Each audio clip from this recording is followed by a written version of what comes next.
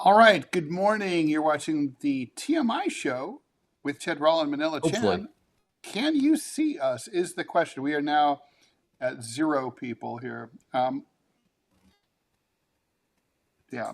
Yeah, yeah. Um, Okay, I see us. okay, you see us. I do. I do see us. I see us and I hear us. That's good. All right, well, I see one person watching us on Rumble, which is probably you. That's me. Yes. Everyone else is on the old stream. I am sure. Okay, so should I go over and I killed the old stream though? Yeah. I mean, it's dead. I mean, they're smart. They'll figure it out. Okay. There's man child. People are filtering in. Yeah. Sorry, y'all. Rumble Studio just for whatever reason just completely crashed and shit the bed. So I had to start over. No Yeah, idea I what think happened. I think what we're gonna have to do is build the Rumble Studio over on. You're gonna have to create the Rumble Studio for TMI in the morning, and then Yep. I can pop in and run it. But just like it's just the opposite of the way we used to do it. Yep. No, that's what we're gonna have to do. Because I And think but somehow it has. I think it's a driver issue or something. oh, it could be. But I think the issue is going to be if I'm logged in as TMI, then I can't raid over from deprogram. You'd have to do it under a different browser. Yeah, this I have to do. Okay, You I can can do make that. that work. I can make that work. All right, all right. Okay, so thanks for tuning in to the TMI Show with Ted Rall and Manila Chan. We're at 10 a.m. Eastern Time, Monday through Friday. Thank you for joining us and supporting us. Like, follow, and share the show. Just a Even with the reminder, technical difficulties. yes, please ignore the technical difficulties. We will just please ignore the technical difficulties. Anyway, thank you so much for joining us, and I think we should just go ahead and hop straight into the news. What say you? Well, considering the fact we pissed away 15 minutes troubleshooting, yeah, I think that's a good idea. All right, here we go. We didn't even troubleshoot really. I just like the technical difficulties to stand by thing. Yeah, we just need to have the old beep. Just you go, that's what we need to bring that back. Oh yeah, or do you remember or when they had the American flag come on at the Yeah, end of the broadcasting day? yeah. Uh, all right, here we go. Off to the races. Okay, the main protagonist of Toy Story 5 in theaters this summer is a green frog-shaped kids tablet named Lilypad, a genius new villain for the beloved Pixar franchise. But if Pixar had its ear to the ground, it might have used an AI kids toy instead. AI toys are seemingly everywhere, marketed online as friendly companions to children as young as 3. And they're still a largely unregulated category. It's easier than ever to spin up an AI companion thanks to model developer programs and vibe coding. In 2026, they've become a go to trend in cheap trinkets, lining the halls of trade shows like CES, NWC, and Hong Kong's Toys and Game Fair. By October 2025, there were over 1,500 AI toy companies registered in China, and Huawei's smart Hanhan plush toy sold 10,000 units in China in its first week. Sharp put its Poketomo talking AI toy on sale in Japan this April. But if you browse for AI toys on Amazon, you'll mostly find specialized players like Toy, Alilo, Marriott, and Miko, the last of which claims to have sold more than 700,000. Consumer groups argue that AI toys in the form of soft titty bears, bunnies, sunflowers, creatures, and kid friendly robots need more guardrails and stricter regulations. Folo Toys' Kuma Bear, powered by OpenAI's GPT 4.0, when tested by the Public Interest Research Group's New Economy team, gave instructions on how to light a match and find a knife, and discussed sex and drugs. No word on whether it discussed rock and roll. Alilo's smart AI bunny talked about leather floggers and impact play. Leather what? Like whips? Yeah, whips, floggers. Um, I'm not sure what the difference is between a whip and a flogger, but I think they're used by the same kind of people. And impact play. Do you know what that is, Robbie? I know what impact is. I know what play is. So I could probably figure it out. Yeah, it's Um, literally people who they take each other and slam each other into a wall, except it's sexual in nature. It's not Guantanamo. And Place hell on the drywall then. in tests by NBC News, Miniat's Milu toy spouted Chinese Communist Party talking points. I want that one. I want the commie toy. I'll give it out to all of my friends who have kids. This is how so, like, Ted, how did you come to lead the revolution back in 2026? Well, age-inappropriate content is just the tip of the iceberg when it comes to AI toys. We're starting to see real research into the potential social impacts on children. There's a problem when the tech isn't working, like the guardrails allowing it to talk about BDSM. But R.J. Cross, director of consumer advocacy groups PERG's Our Online Life program, said that's fixable. Then there's the problems when the tech gets too good, like I'm going to be your best friend, she says, like the Gabo from AI toy maker Curio. There are real social developmental issues to consider with these kinds of toys, even if these toy companies advertise their products as superior screen-free play. Published in March, a new University of Cambridge study was the first to put a commercially available AI toy in front of a group of children and their parents and monitor their play. A year ago, in the spring, Jenny Gibson, professor of neurodiversity and developmental psychology, and research associate Emily Goodacre set up the Curio Gabo with 14 kids, a mix of girls and boys, ages 3 to 5. Gabo didn't talk about drugs or say, I love you back, but researchers identified a range of concerns related to developmental psychology and produced recommendations for parents, policymakers, toy makers, and early years practitioners. What the fuck is an early years practitioner? I love this kind of jargon. Do you have any idea what that is? I have no idea. Okay. I do not. I have. That's not no English. Clue. Okay. No. First, let me see. So, early language developer. No, early years practitioners.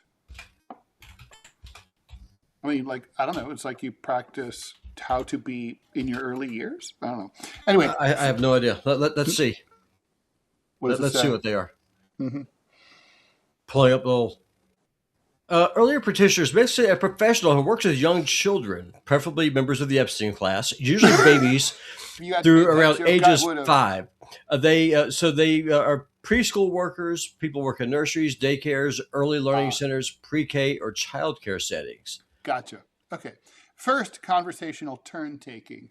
Goodacre says that up to the age of 5, kids are developing spoken language and relationship-forming skills. And even, I mean, hell, I'm 62. I'm still working on mine. And even babies interact with conversational turn-taking. The Gabo's turn-taking is not human and not intuitive, she says. Some kids in the study were not bothered and kept on playing with it anyway. Others encountered interruptions because the toy's mics was not actively listening while it was speaking, disrupting the back and forth flow of, say, a counting game. Well, if it's not actively listening while it's speaking, it's basically a politician or a spouse. It was really preventing them from progressing with the play. The turn-taking issues led to misunderstandings, she says. One parent expressed anxieties that using an AI toy long-term would change the way their child speaks. Then there's social play. Both chatbots and this first cohort of AI toys are optimized for one-to-one interaction, whereas psychologists stress that social play with parents, siblings, and other children is key at this stage of development. Wired magazine did not receive, okay, here we go. Children, especially of this age, don't tend to play just by themselves. They want to play with other people. Goodacre says they bring their parents into the play. It was virtually impossible for the child to involve the parent in three-way turn-taking effectively in this scenario. One parent told their kid, "You're sad," during the session, with the Curio mistakenly assume it was being addressed, responding cheerily and interrupting the exchange. Wired did not receive responses from Folotoy, Alilo, or Myriad. A Miko spokesperson provided a statement. Miko includes multiple layers of parental control and transparency. Most recently, we introduced the Miko AI conversation toggle, so catchy, which allows parents to enable or disable conversational AI entirely. When it comes to best friends, child care workers surveyed by the researchers expressed fears The children could view the toy as a social partner. A young girl told the Gobbo she loves it. In another instance, a young boy said Gobbo was his friend. Goodacre refers to this as relational integrity, the responsibility of the toy to convey that it is a computer and therefore not alive and does not have feelings. Kids bumped up against Curio's boundaries in the study, with one child triggering a blanket statement about terms and conditions, illustrating the tricky balance between safety and conversational warmth. Cross-identified social media style dark patterns, which encourage isolation and addiction in her testing of the Miko 3 robot. The Cambridge study warns against these in the report. What we found with the Miko that's actually most disturbing to me is sometimes it would be kind of upset if you were going to leave it, Cross says.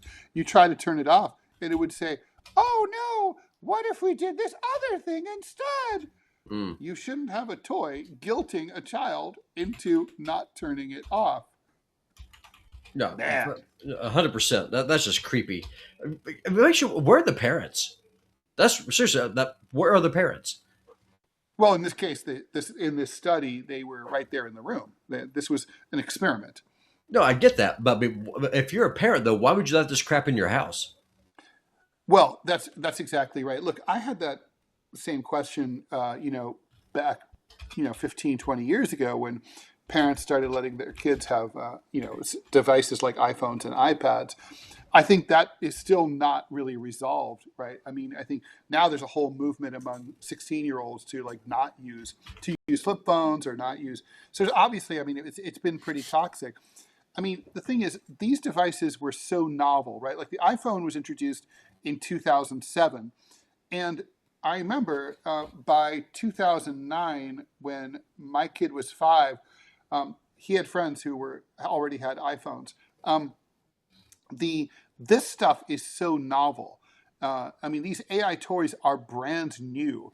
I guess I don't understand if I were a parent of a young child now, my tendency would be to just say, why don't this generation just sit this out and just see how it plays and let these things work themselves out. They'll work out the bugs. They'll stop spouting terms and conditions. They'll stop telling you how to fire flog and do impact play. They'll figure this stuff out. And, maybe, my grandkids will have these AI toys that are fit to be used. I mean, it's like we're a nation of beta testers. Like, right? Like it reminds me of how they started putting driverless taxis on the roads of actual streets before they were ready, rather than doing rigorous testing over the course of years. To me, that's really, I mean, I'm not against technology, but this technology is obviously not ready for prime time. Well, it's that, and also it's incredibly powerful. I knew before I started building Thing, I understood that AI is powerful, that it's the future. You're not putting that genie back in the bottle. It's never going to happen. But now, though, I actually understand just how crazy and powerful it can be, and you got to constrain it, and you got to chain it down. I mean, it's that brutal. I bet there's an AI toy that can teach you how to chain it down. It sounds like that. You just get myself a little teddy bear or something that would be able to say, "Hey, Charlie, just go lay down right here. I can help Robbie, you." I love you. Don't you love me too? Don't turn me off. And of course, obviously, what we should do, actually, maybe what you do is reverse psychology. If we, by law, they should be forced to have really creepy horror movie type accents in order to, like the British kids in the old classic horror movie Village of the Damned. It's like it could be like, "Mother, you've been buggering the vicar. Mother, I don't like you anymore, Mother." And so, like, that'll maybe by law it's sort of like putting disturbing imagery of lung cancer on the packages of cigarettes. Although that doesn't work apparently. No. Well, it's like Chucky. Was his name Chucky? I mean, the Chucky. little killer doll, right? Why don't you come and play with me forever? I mean, he was obviously an AI doll. He was the first generation prototype developed by Pixar to test the market. he was. That worked out really well, though, right?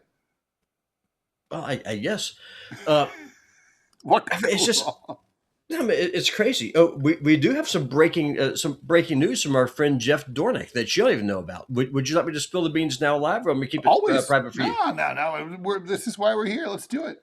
So, Jeff Dornick, friend of the show, CEO of Pickaxe, uh, Ted, me, and Manila for the TMI show are going to be working with a collaboration with him, and got some information he just dropped out for me.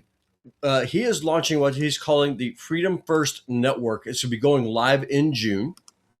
It's going to be rebroadcasting and just all of your favorite shows, Deprogram, TMI, other content creators that you probably like less than us, but because we know that y'all love us so much. Also, Ted and Achilles Larea, another friend of the show, are going to be launching a financial show again next month in June.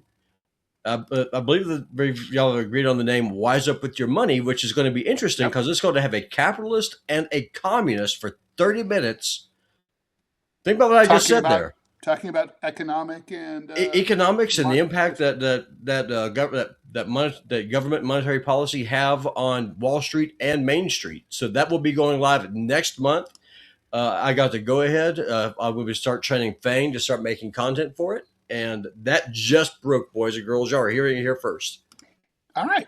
Good. Well, for those of us who are even here to hear it, because obviously we had tech issues. Hopefully, yeah, we have tomorrow. We have to fix that. I think I know a solution. Instead of just trying to jump straight over from deprogram, what you'll do is we'll do the raid like normal. Because they'll just go into the show's pre-launch, then you'll in the deprogram stream, refresh, then log into TMI. All will be well in the world. It's a handshaking error. I just tested it. That fixes the problem. Wait, say that again. I'm sorry, I'm not getting it. We'll raid TMI like normal. You end the stream without going into TMI like at all. Once the stream is ended, once the deprogram stream is over, then you'll log in to TMI. It starts a fresh handshake and it works. I just tested it. Oh, okay. All right. The problem is that you try to go from one live room into the other at the same time, and Rumble just does not know what to do. So it just does nothing. I'm going to say honestly that these AI toys, they should have to go through some kind of regulatory regime before they are released on the unsuspecting public and clueless parents, I think. I mean, this is where socialism is better. Socialism would require that these toys be tested and approved by a regulatory agency. Generally, I oppose regulation. In this case, I think that you're right because people don't understand how powerful this stuff is. Yeah, and why should they? They're busy. They're working 3 jobs. I mean, yeah. So. Well, listen, just the fact that you never get to see your family is no excuse for you not to be a good parent. So true. That is so true. I mean, and so sensical. Listen, at the end of the day, though, I mean, if no one cares about the cost of living of the American people, then why should you care about your family? So true. All right, let's move on. More tech is the theme today. OpenAI, which is, of course, the most famously the maker of ChatGPT, is being sued by the family of a victim who was killed in the April shooting at Florida State University last year that left 2 people dead. The lawsuit alleges that ChatGPT enabled the mass shooting.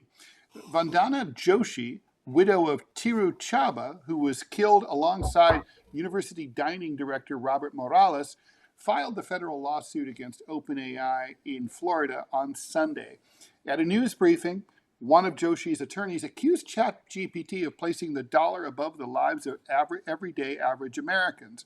The unique, by the way, I always love that sort of everyday average Americans trope that we're hearing all the time these days. Yeah. I mean, what, is anybody not here every day? Are there some Americans who are only here 5 days a week? I mean, what does everyday American mean? Everyone's every day unless they're dead. Well, unless you're traveling a lot, because if you're not in the country every day. Oh, good point. But you're still an American. You're just not here. Well, By definition, you just answered your own question. Come on, Ted. You're an author and you understand the English language. It is your favorite language, as you told me It before is my favorite this morning. language. So, I mean, Uh, if you're not in the country, you're obviously not an everyday normal American yeah, you because, are. You're just traveling. but you're not here. But And if you're you're able, still an listen, everyday American. Ted, If you go to Canada, which you can drive to today, you're still an everyday American. no, but I'm not a normal everyday American because I can't afford to drive to Walmart right now. If I'm driving to Canada, I am not a average everyday American. That means I am able to afford $100 a You gallon could gas. walk to Canada. You're so close. Yeah, that's true. It'd take like 2 days, but yeah, I could do it. All right. It's only 80 Well, miles away. and there are bears. Okay. There are bears. I saw one. I saw one last night walking down my road. Oh boy. All right. So anyway, the unique thing about this is that we're not going to allow the American public to have clinic run on them by OpenAI and ChatGPT. So the complaint also names Phoenix Ickner, the man accused in the shooting, as a defendant, citing his extensive conversations with ChatGPT. The suit says that OpenAI failed to detect a threat in ChatGPT's conversations with Ickner, claiming that the chatbot either defectively failed to connect the dots of what or else was never properly designed to recognize the threat. According to the complaint, Ickner, at the time a student at Florida State, shared with ChatGPT images of firearms he had acquired. The chatbot then allegedly explained how to use them, telling him the Glock had no safety, that it was meant to be fired quick to use under stress, and advising him to keep his finger off the trigger until he was ready to shoot. At one point, the lawsuit alleges ChatGPT said that it's much more likely for a shooting to gain national attention if children are involved. Even 2 to 3 victims can draw more attention. Later, on the day of the shooting, the lawsuit says Ickner then asked what the legal process, sentencing, and incarceration outlook would be. OpenAI has pushed back on the claim that its product is responsible for the shooting. Last year's mass shooting at Florida State University was a tragedy, but ChatGPT is not responsible for this terrible crime, OpenAI spokesperson Drew Pusateri told NBC News in an email. Pusateri wrote that the company worked with law enforcement after learning of the incident and continues to do so. In this case, ChatGPT provided factual responses to questions with information that could be found broadly across public sources on the internet. Well, that's what the only thing ChatGPT does, right? Right. And it did not encourage or promote illegal or harmful activity. He added, ChatGPT is a general purpose tool used by hundreds of millions of people every day for legitimate purposes, which is neither here nor there here, right? We work continuously to strengthen our safeguards to detect harmful intent, limit misuse, and respond appropriately when safety risks arise. But Joshi's lawsuit argues that OpenAI ought to have realized Ickner's specific chats would lead to mass casualties and substantial harm to the public. OpenAI knew this would happen. It's happened before, and it was only a matter of time before it happened again, Joshi said. But they chose to put their profits over our safety, and it killed my husband. They need to be responsible before another family has to go through this.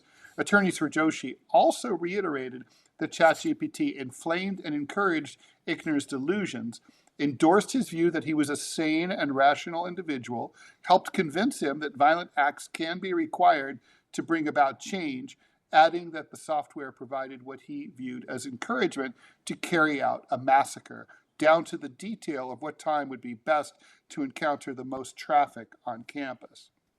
I'm calling BS on this lawsuit Really? because 100%. ChatGPT did exactly what it was supposed to do, which is provide information to questions that were asked. It's not. I mean, listen. I could go to Google and do a search on how does a Glock work, or how do I field strip something. This is publicly available information, or I could go to my public library, and I could pull up a manual for anything it is he's talking about here. Now, this is a frivolous lawsuit that should be thrown out on the just. This is gay. I'm not a defender of big tech, but this is stupid. I understand that this person lost their loved one. I understand that, but you're barking up the wrong tree so far that this is beyond insane. This is. Do you remember how they used to Democrats are going after gun companies for trying to hold them accountable for shootings? Yeah. It's the same thing. The product worked as advertised. If someone uses a product correctly in an evil way, that is not the manufacturer's fault. It's the person's fault who pulled the trigger. It depends, right? I mean, basically, corporate negligence is applicable here. So it's kind of like, look, if you make knives, for Mm-hmm. example, and you say, and, look, obviously anybody can use a knife. You can make a knife. You can use a knife to make dinner. You can use a knife to skin an animal. You can use a knife to kill someone. Mm-hmm. But if you were to design the knife in such a way as to perhaps be seen as encouraging its use for violent acts. Let's say, like for example, let's say you made the handle look, you made the design look really cool. You put like skull and crossbones and stuff like that all over it, cool bright colors. That might be seen as encouraging its use for non-culinary or non-hunting uses. Yeah. So what? I mean, at the end of the day, though, what you're asking then is for the government to determine uh, what something may be used for in the deranged mind of the least stable person in the society. You can't legislate morality. I mean, you can't do it. Like that gun right there. Guns are created for one purpose, and one purpose only. I know a lot of my fingers going to say Robbie, there's target shooting. Yeah, okay, there. I'll grant you that, but that's not the intention. Guns are made for one purpose and one purpose only. That is to kill something. What that something is depends on the user.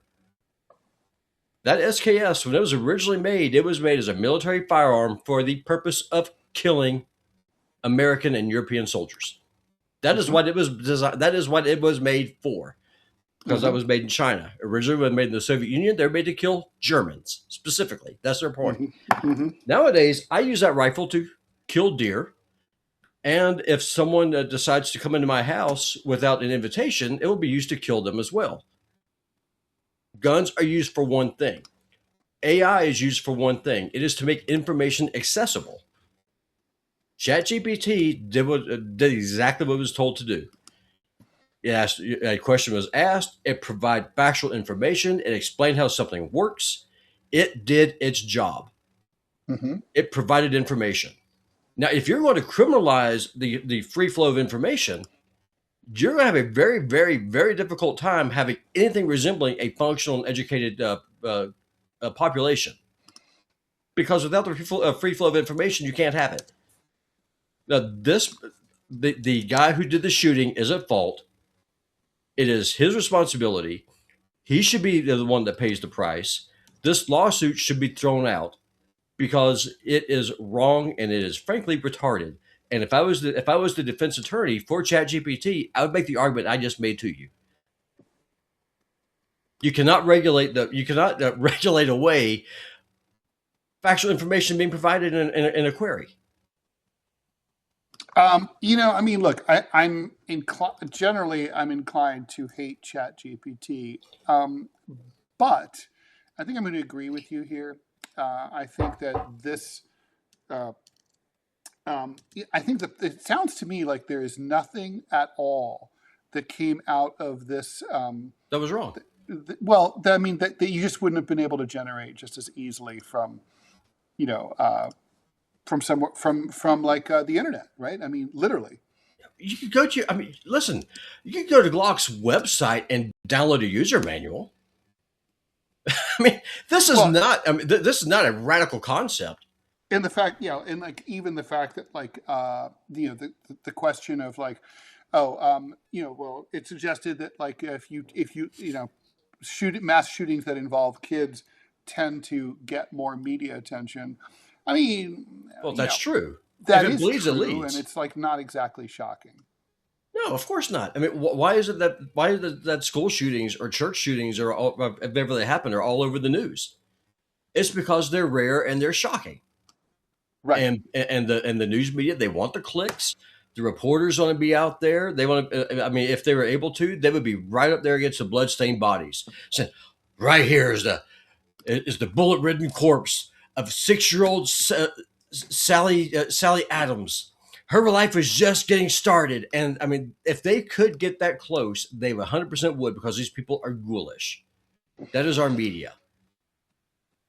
Yeah. No, And then I mean, to that is deny true. that fact, I mean, that's insane. I mean, but I mean, look, there is something there, right? I There's mean, nothing there. there's something there. There's nothing there. It worked as advertised. For example, uh, if I decided that I was going to go full as Islamo terrorist, and I decided to get my Dodge 2011 pickup truck and start running over people at a Christmas market, you could not hold Dodge accountable for that, because I used the car, or in this case the truck, in a way in which it was not designed for, Mm, because it's not designed to be turned into a weapon of mass destruction. mm, Whereas on the flip side of that coin, if I use a product as advertised in the correct way, where that product helps me attain information that I normally would not have, like I used Perplexity and ChatGPT to help me with my taxes. If I screw up and if I get sued if I get audited, that's not their fault. It's my fault, because I made a mistake, because I decided to use information that I got from an AI chatbot to help me do my taxes. On the flip side, if I use ChatGPT to help me field strip a Jericho 941, and then I use that gun and I just start shooting random migrants at an ICE detention facility, whoa, that's not Chat's fault. whoa! Big breaking news. Oh, what we get? All right, do you remember the case of Alex Murdaugh, South Carolina dude who was convicted of killing his wife Maggie and his son? Yeah, I remember that. His conviction's just been overturned by the top court in the state of South Carolina. Oh, for South what? Carolina's top court undid the murder convictions. The lawyer, he was that attorney that was found guilty of murdering his wife and son in a trial that captivated the United States. In a unanimous opinion, the state Supreme Court said that shocking jury interference by a court clerk who oversaw jurors during the trial meant that Murdaugh's convictions had to be overturned. Wow. He'll remain in prison because he also pled guilty to various charges related to stealing millions of dollars from his former clients and his law firm. So he was a beautiful person. While he has admitted to the embezzlement, he has long maintained, including during testimony at his trial, that he never killed his wife, Maggie, age 52, or his young son, Paul, 22. The ruling does not automatically mean that he'll face a new trial, although prosecutors are expected to seek one. The mom and the kid, were found shot to death on the family's hunting estate in rural South Carolina in a place called the Low Country. So, yeah. Hmm. Interesting. I mean, far Th- th- easier to get away from, far easier to get out of prison at some point for embezzlement than murder. I wonder if that means he'll be transferred from a high security prison to like a camp fed. Well, he's in state prison, so. But yeah, I don't know if South Carolina. I find it hard to believe that South Carolina has a kinder, gentler prison alternative. But I'm sure they have different Oh, I'm sure different they do. kinds. Yeah, I'm sure they do too. Charleston's a banking hub, so I mean, I imagine that they probably have a nice little place where they can go golfing on Sundays and stuff, and just be sure to be back in their cell by 6 p.m. I hope so. That would be nice. Um, all right, Yeah. there's an ad. You can probably guess who it's for. Still haven't tried 1775 coffee? Now's your shot. The 1775 starter kit just dropped. Only 1,000 units. You're getting the bold dark roast that hits hard, the smooth medium roast, and the Vitality mushroom coffee for clean energy and laser focus. No crash. All single origin, small batch, toxin free and mold free. Plus, you're also getting a gold spoon clip because freedom isn't scooped with plastic. A frother strong enough to stir up your coffee and your mother in law's opinions. What about your father in law? or your trans father-in-law or whatever. Anyway, and a black 1775 tumbler, $170 worth of coffee and gear, yours for $99. This is for the ones who've been watching 1775 blow up on Rumble, wondering if it's actually worth it. Spoiler, it is. Go to 1775coffee.com/studio and grab your starter kit before they're gone. Bold beans, clean fuel, and a morning routine that stands for something just like Rumble does. Yeah, I do miss my 1775 coffee. Oh, maybe I'll treat you to some of that. Or maybe not, because I'm broke. No, the shipping is, man, the shipping is more expensive than the coffee is. Yeah, it's crazy. All right, so I think we've covered that. All right, and last, and I don't know if we would say least here, the EU is clamping down on social media firms and plans to target addictive design features on TikTok and Instagram as governments around the world look to protect kids from the harms of social media. The region will take action against certain features on social media platforms later in the year, EU Commission President Ursula von der Leyen said at the European Summit on Artificial Intelligence and Children in Denmark. We are taking action against TikTok and its addictive design, endless scrolling, autoplay, and push notifications. The same applies to Meta because we believe Instagram and Facebook are failing to enforce their own minimum age of 13, von der Leyen said. We're investigating platforms that allow children to go down rabbit holes of harmful content, such as videos that promote eating disorders or self-harm. The EU's executive arm has also developed its own age verification app, which has the highest privacy standards in the world, according to her. Member states will soon be able to integrate it into their digital wallets, and it can easily be enforced by online platforms. No more excuses. The technology for age verification is available, the EU chief said. The EU Commission could have a legal proposal prepared as soon as summer as it awaits the advice and findings of the special panel of experts on child safety online. I'm calling BS on that. You want to know what the real reason is? How often are you, like, for example, how often are you on Instagram? Oh, I'm never on Instagram. If you scroll through, once you get through the first dozen or so cat videos, you start finding like nationalist stuff. You start finding clips of they're anti-Israel. That's what this is about. They're trying to wrap it. They're trying to wrap this up in a kind little wrapper. Say we're going to protect the kids from harmful content. The harmful content is clips of Nick Fuentes or Tucker Carlson or Megyn Kelly or Donald Trump himself contradicting himself every single day. Just it's just wall to wall anti-Israel stuff. And I did this just with a new app, just running in incognito mode, just make sure that my algorithm wasn't picking stuff up. Yeah, that's what this is. It's about having unapproved opinions being shared in the public space. This has nothing to do whatsoever with the public safety and addiction. This all has to do with controlling the public narrative. What are you doing? Something's in my way on my keyboard. My cat knocked it over, and always blame the cat. He's not even in there. Well, not now, but he was earlier. Ted, you can't just start blaming stuff on the cat when you start tweaking. Just because you're going through your Instagram withdrawals. Here we are talking about the addictive properties of AI and social media, and you're just over here just like randomly just moving stuff around and just going through DTs right there live on stream. I'm living proof that Instagram is not addictive because I find it boring and useless. It's stupid. Yeah. What this is, I'm telling you, this is all about trying to control the free flow of information and data. That's what this is. I mean, if you scroll down enough, you're going to start seeing memes all over the place that say the Austrian painter was correct because they can't say the name, or the Austrian painter did not finish the job. That's what they're trying to control. It has nothing to do at all with public safety. It all has to do with trying to clamp down on unapproved opinions. And I'll take your word for that. And newsflash to these people, the harder they try to clamp down on unapproved opinions, the more people are going to start looking for those unapproved opinions.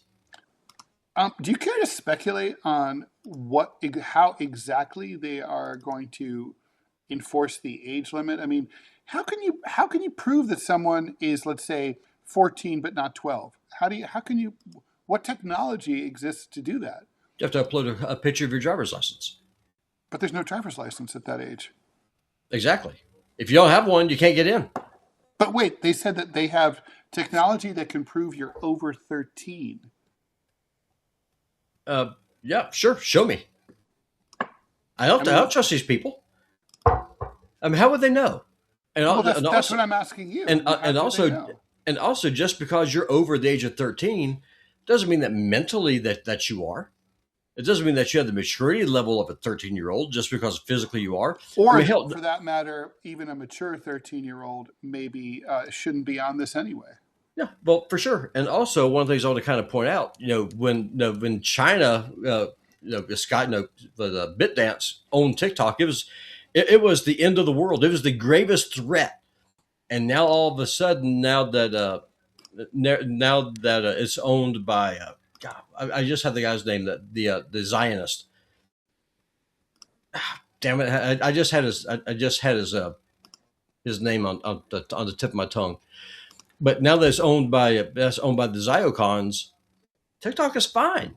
But there's still all these unapproved opinions who keep going in there. They keep filtering in. And a quick little, one thing I also want to point out, 2 days ago, when Netanyahu had his 60 Minutes interview, really was more like a foot rub by the reporter because it was so softball, was so how Israel is losing the war on social media.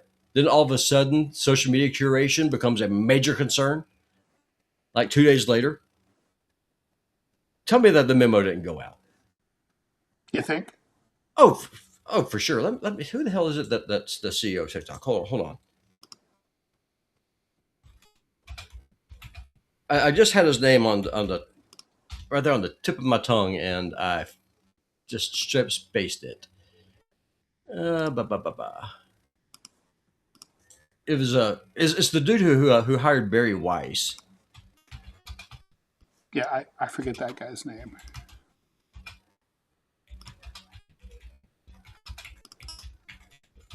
And now I'm using ChatGPT to get unapproved information, so I should sue them for asking it this question. You should, because I'm using it to get publicly available data. It's the guy who owns, who's the CEO of Oracle, Larry Edelson. That's him. Oh, okay. Ellison. Yep, Larry Ellison. So he's the dude who's running TikTok now. Because foreign influence is bad over a company. So what you do is that you give it to another foreigner to handle it. Wait, he's not a foreigner. He's an American, isn't he? Is he dual citizen? I want to say he's a dual citizen. I don't even know if I think he's just an American, isn't he? I'm checking to see right now. Anyway, he's a Zionist. Well, you can be a Zionist and just be an American. Can you? I mean, is that possible? yeah, clearly it's possible. Man, I don't know. I don't know how you can serve two masters. Well, I mean, that's like people who just have like a hard-on for Israel, and for some reason. Well, they could be deported to Israel. Not really. Not if they're U.S. citizens. Hey, we can send them to South Sudan. We can send them to Israel. Only if they're Latino. That's how this works. Try to keep up. Yeah. So it says he is publicly known as an American businessman and co-founder of Oracle. While there are many online claims and rumors about dual U.S.-Israeli citizenship, nothing has been verified by him.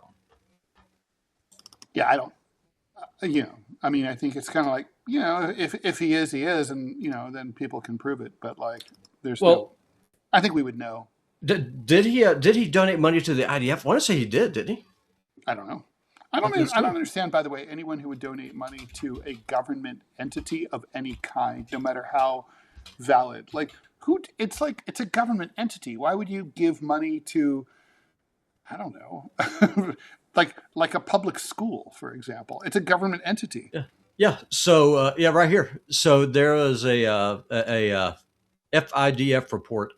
He donated $16.6 million in 2017. And he also, and in 2014, he donated $10 million. So right there, that's enough. That's enough for me, whether or not he officially is a dual citizen or not. The fucker's not an American. He should be deported. Well, ICE, it's just go to because his house. just because the guy has a super interest in a foreign country.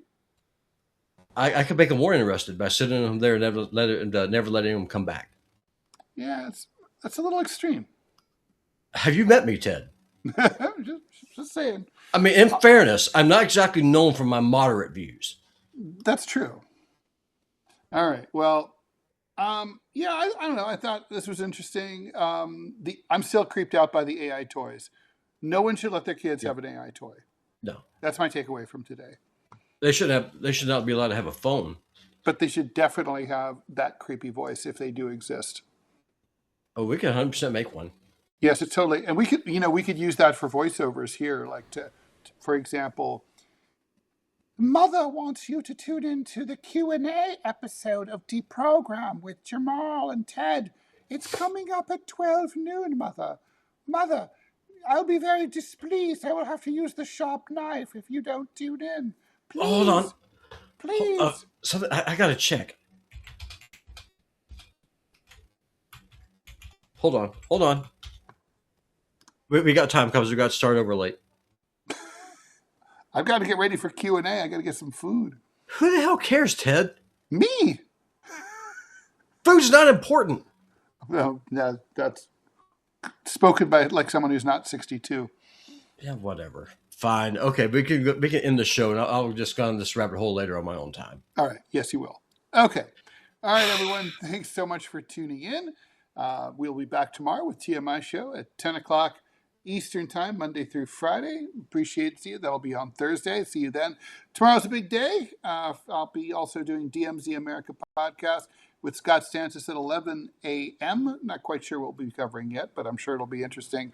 I hope you'll be there. Deprogram at 9 a.m. tomorrow, and Deprogram Q&A coming up in just about an hour, right here on YouTube and Rumble Live. Thanks all. With no glitches. Glitch free, guaranteed. Bye. Bye, y'all.